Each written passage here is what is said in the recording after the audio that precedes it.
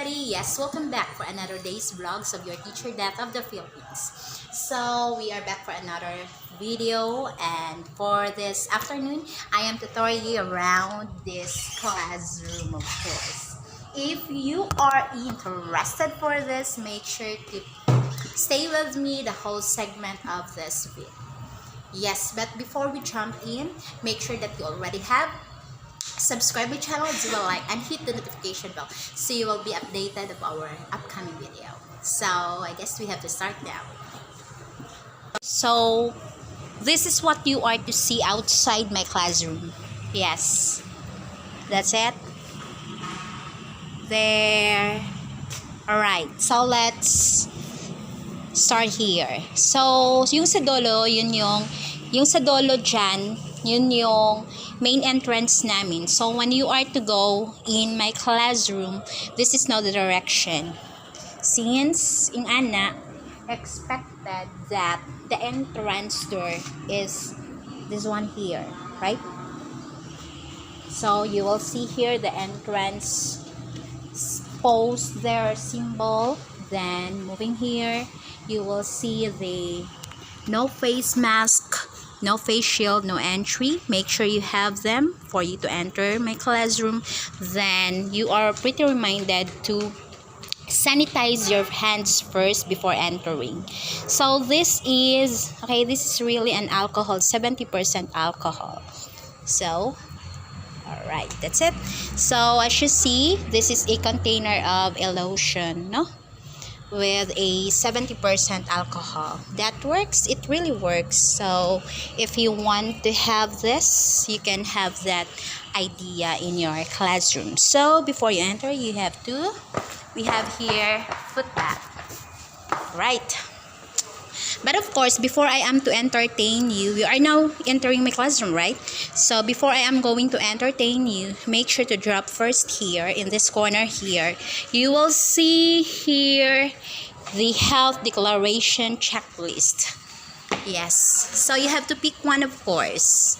Then you have to sit here in this side here, in this chair here. Then you have to fill out some informations here. Dito, health declaration checklist. They have there the ngalan, opisina, Pinoyanan, contact number, PEDSA, katungdanan. Then complete the details here as information, of course, no? Checklist talaga siya. That's it. After completing this one, you have to drop it here. So for today, ito na may nag-transact sa akin isang tao. Ganon. Ganon siya.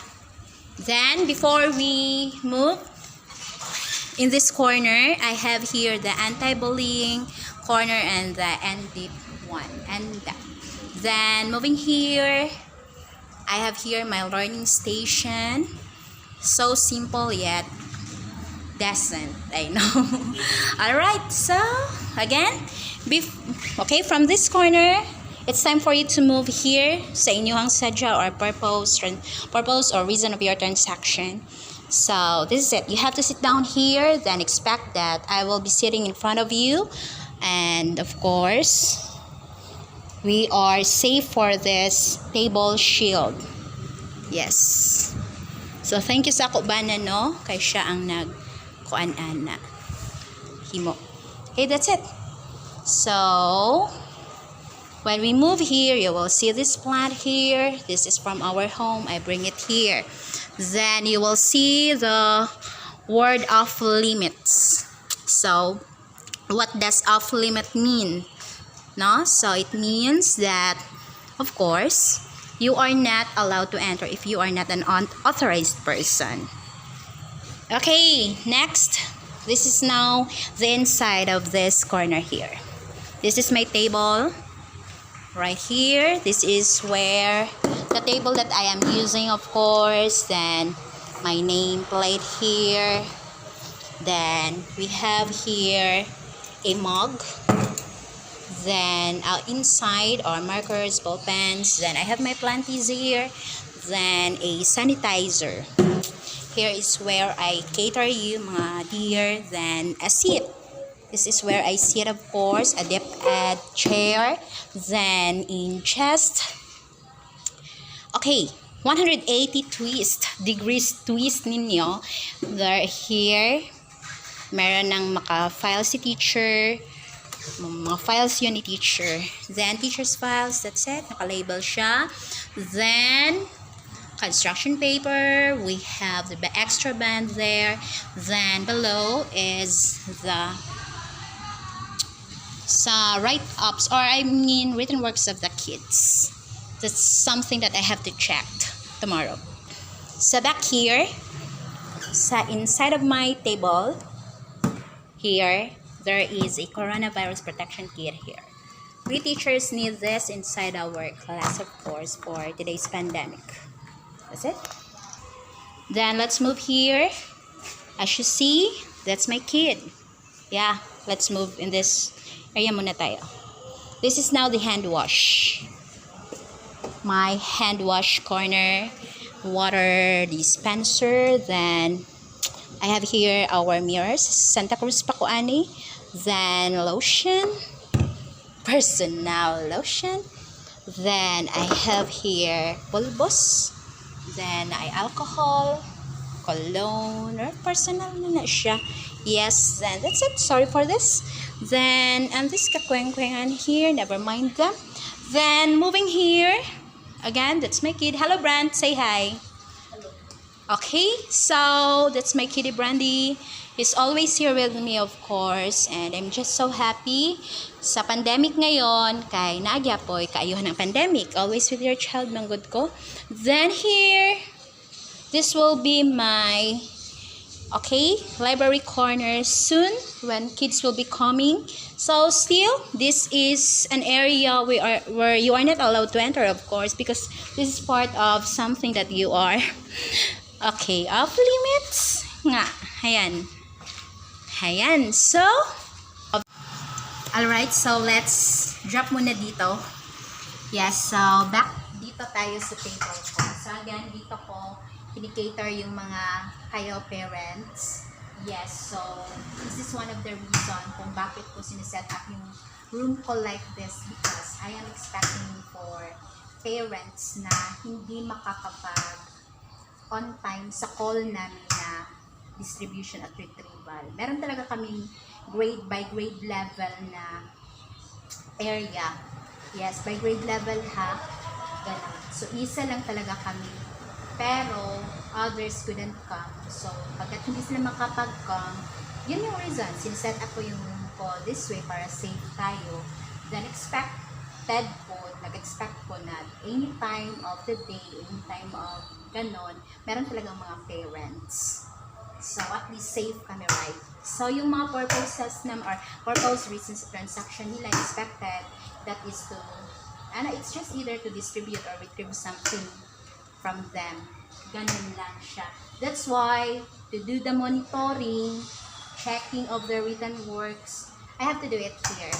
With the help, of course, of my files para dali siya. Ganun. So, labas na tayo.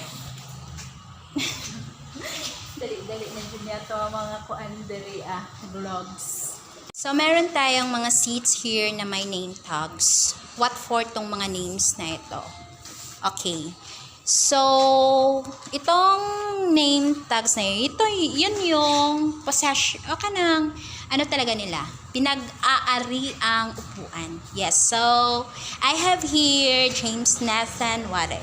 As you see, James Nathan, then Randall Jade, right? You will see their names there. Yung James Nathan, expected, nasa itaas man siya, modular bags of him is located here in this area here. Then below, Randall Jade dito. So where are the rest of the modular bags? I keep them. Yes. So naglabas lang ako ng isa.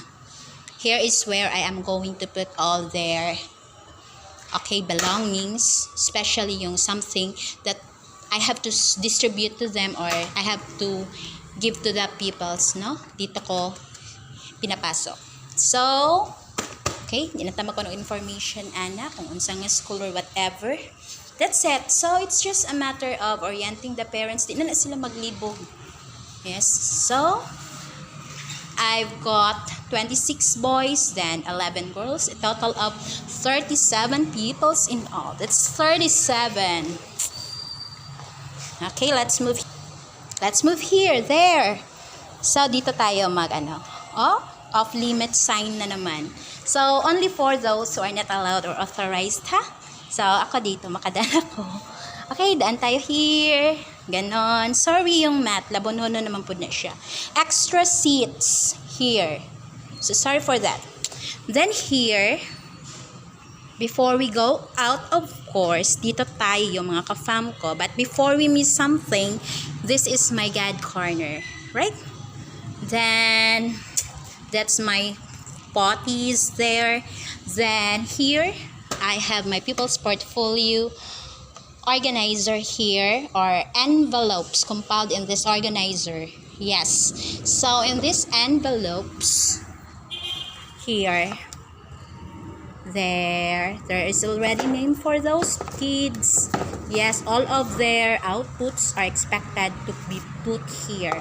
I'm going to put it here inside. That's the purpose of that organizer. Okay, so that's it. Again, I have here these plants there. Then if you are to look here, the view outside, that's Egasano Capital. Exit, ano na siya, area na nila dihato, Malantawan. Okay, let's move here.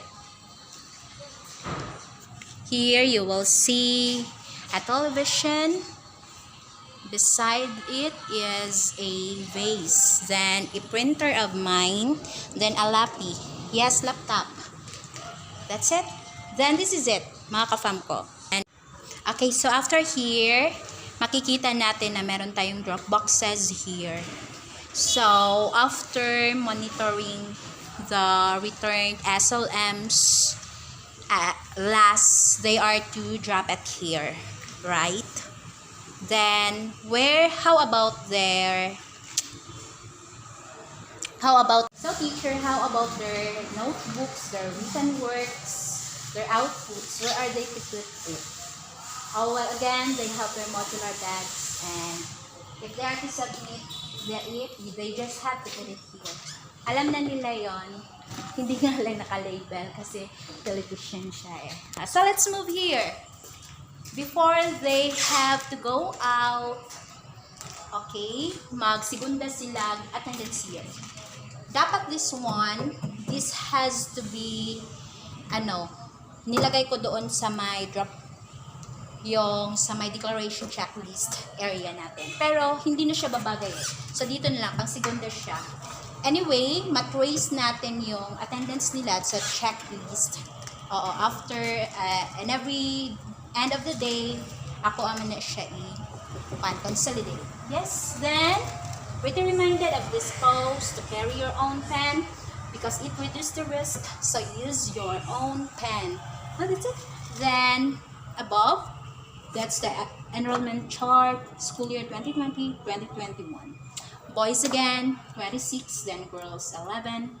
A total of 37 people that I have here in this classroom. Then, sa mga mapagbasa ng mga parents, here's a WhatsApp display here, board. So, ayan. So, monthly school calendar of activities, school, November. Mura kauli-unig yun ako ang mga sayop-sayop. Then here, of course, exit. No? Exit tayo. So, meaning, this is the exit door. Alright. So, when you are outside na, again, this is what you are to see. Then, lakas ng hangin. So, alright, so this is, excuse me once again, this is our CR. Right after my classroom is the restroom. Restroom, of course. Yan. So, never mind the CR. Amoy chlorine, very good. So, that's it. Thank you. Again, ito yun ha, CR namin. Napakalapit lang talaga sa classroom ko. Ito yung classroom ko, oh. So, my class program here, nakaano lang siya, no? Yan yung concept na gusto ko. Then, hindi lang siya na tuod. Then, ito yung list of my grade 5 section Yakal Peoples. Then, social distancing post there.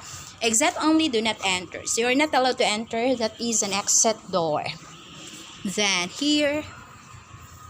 Di na nato i-focus kay na-school na to diha. I don't want to expose mga iba-iba pa. Okay, ganun. So, let's go back. Return tayo sa ating exit area. This is it.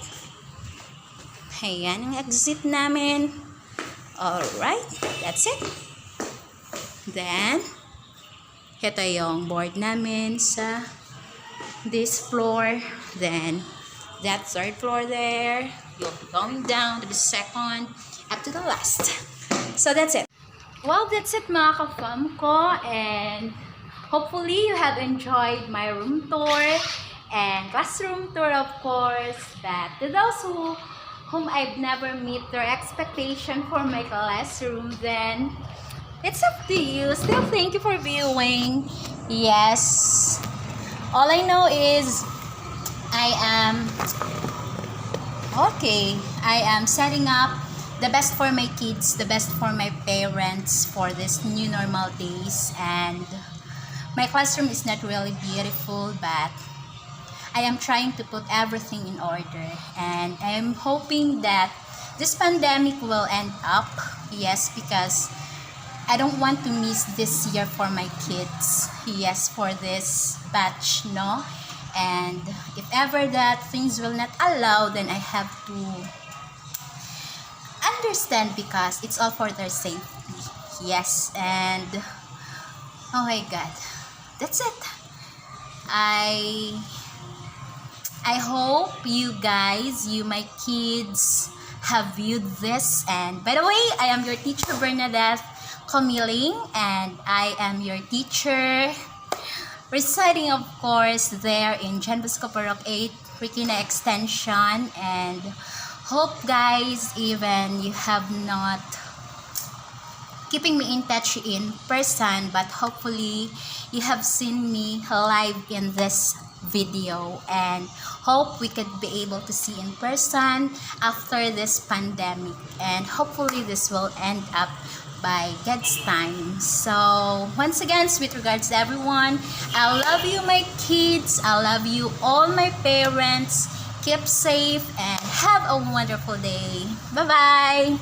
Once again, please don't forget to like, subscribe this channel of mine, then notify your bell for you to be updated of our next uploads. Thank you. Much love.